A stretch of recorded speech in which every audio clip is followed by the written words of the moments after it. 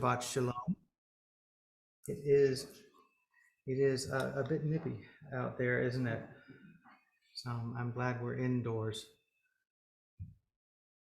Not that we usually do our services outdoors. Just a second here. Good time to start. And Noah's up in here in shorts.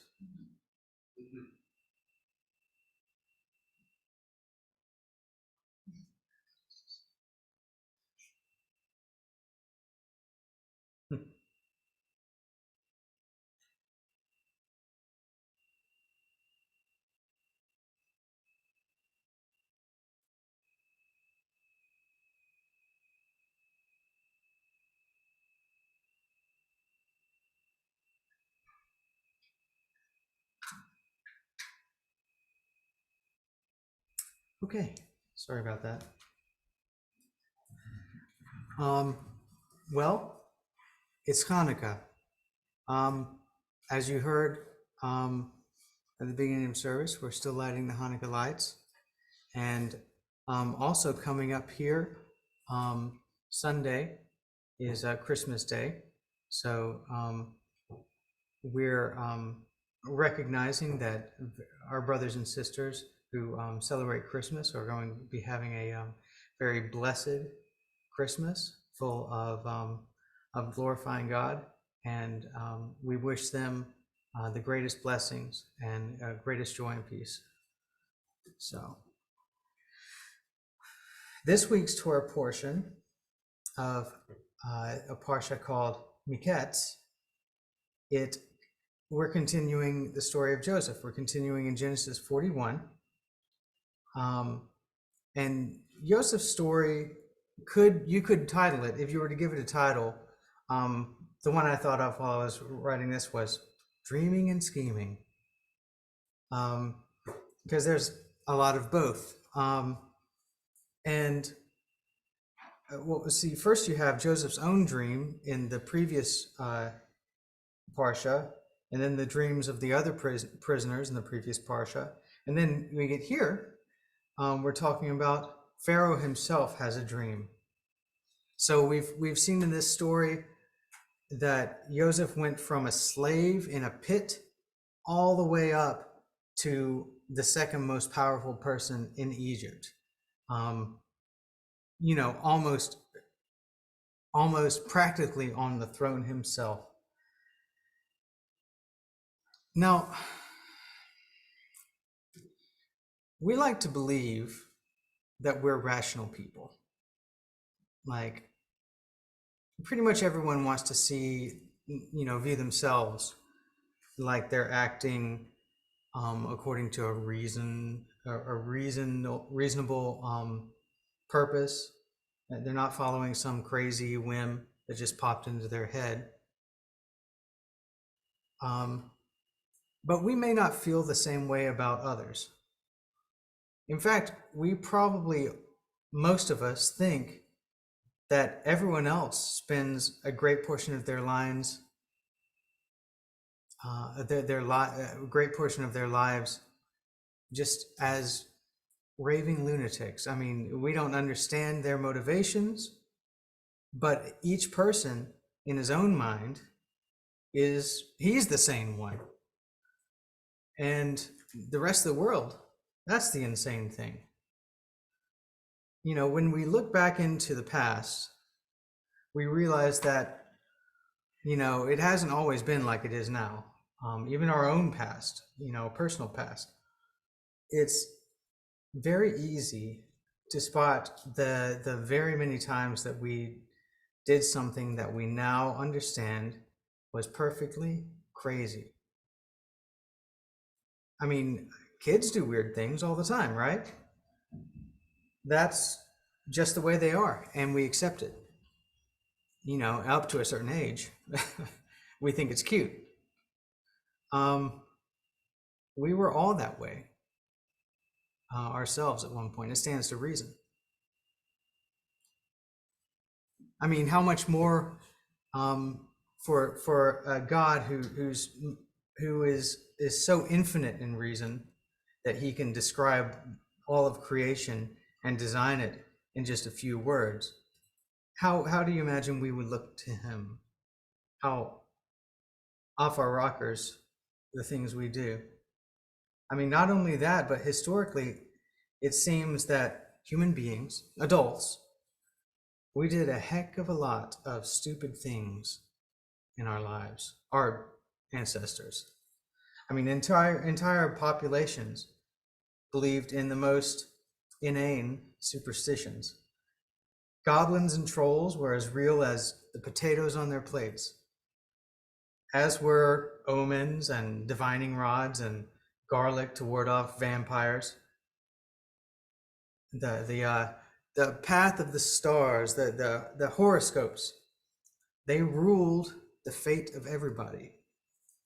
And nobody, nobody would dream of messing with their fate. And speaking of dreams, they were as relevant to the waking world as the coming weather. If anything, they were a window into the future that was every bit as real as the present. So when we read about these crazy things that people used to believe in, we collectively sniff and we sigh, a relieved sigh, that we now live in an age of rationality, where we can rely on trustworthy machines that never get anything wrong. We have infallible AI and algorithms. We are no longer subject to the whims and biases of the human brain. So now we're up to date on the current truths and know all that we need to know at any given time. We have it all. The accepted facts, the correct opinions, the solid evidence, and the infinite ability to get more. So we are headed towards perfect sanity. What if we lived back in the past where they didn't know a fraction of what we know? What would we do? They didn't even know why it rained, let alone what was happening anywhere but where they were at the present moment. They would have to believe in divine agency to explain anything. Now, an antiquated book like the Bible is loaded with this sort of stuff. This week's Parsha, for instance, dreams and divination, is a perfect example. Of course, I'm being a bit tongue-in-cheek, facetious, where the Tanakh goes out of its way, in fact, to illustrate how we are not to be superstitious. The Egyptian gods, for example, they were personifications of the forces the Egyptians didn't understand. The sun, the moon, rain, fertility, and they all had elaborate and imaginative origin stories. In fact, you could say that this theme in our Parsha, in that way, correlates with the holiday that we're currently celebrating, Hanukkah, and the struggle against the Greek gods and culture. So when Pharaoh had his dream and his advisors tried to interpret, they failed. But Joseph gave much more than an interpretation to a dream. He gave a plan of action, a real sign of wisdom. Not a superstitious plan either. It was rational and wise. It was a good plan. In reality, it was God's plan.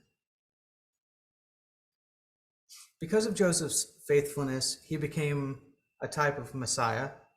God used every instance of Joseph's story to prepare for the redemption of his people. Even the bad stuff. If even one of these moments, good or bad, had not happened to Joseph, there would have been no story of this particular salvation for Israel's sons. Romans 8 says, "And we know that for those who love God, all things work together for good, for those who are called according to his purpose. For those whom he foreknew, he also predestined to be conformed to the image of his Son, in order that he might be the firstborn among many brothers. So God is faithful through our adversity. Remember Mattathias, the father of Judah Maccabee. If he had not been prepared to stand up in his era, there would be no Maccabean revolt, no Hanukkah. Without Hanukkah, there would be no holy temple. With no holy temple, you got to wonder what happens with Yeshua. What would have happened in that? How would that plan be look different? Now, are we supposed to believe that all these things that we read about in this parsha actually happened? If we heard such a scenario today, about modern, current people, we might laugh. If a modern ruler relied on his dreams or her dreams, they'd instantly be deemed a genuine nut who should have nothing to do with authority and power. On the other hand, how many of our plans today really follow a rational script? We're told economic theories about how things should work, but sometimes we learn that somebody is working behind the scenes to manipulate the markets. We have all kinds of ideas about what is good for society, and more often than not, it all unravels on closer inspection. We build machines to make our lives better, and they enslave us more than we can ever be aware. We structure our lives around sound choices and information, but it comes to light that the information we know is really just a walled garden that was created by a social media algorithm. So contrary to rationality, we're just following our whims. We find that everything we believed to be true was really a lie, meant to feel true. We believe we are rational to discard such antiquated notions as spirituality and God, only to find that it leaves our lives empty of everything and we come running back. You will see the most rational and respected, but godless public figures, and they will inevitably latch on to irrational dogmas, or else there's nothing to live for and no hope for the future. We've seen it time and time again. We discard the whole notion of fate, but we discovered that our reliance on science has bound us more than ever to fate's chains. Maybe these wild biblical stories were onto something when they relied on dreams and schemes and shots in the dark. Maybe this is the way that everything works and always has. Maybe we are the irrational ones in believing our rational means are the only way things could possibly work. Machines and math and medicine and smartphones are obviously very powerful, but good old beliefs in a God and obedience to his word, that supplies us with meaning and purpose in our lives. As they say, there is a God-sized hole in our hearts and in our minds too. You won't fill it with entertainment or news or social media or any fancy gadget. God loves to show for us. He loves to show us his love in that while we were still sinners, Yeshua, the Messiah, died for us. And that's a direct quote. God shows his love for us in that while we were still sinners, Yeshua, the Messiah, died for us. Amen. Shabbat shalom.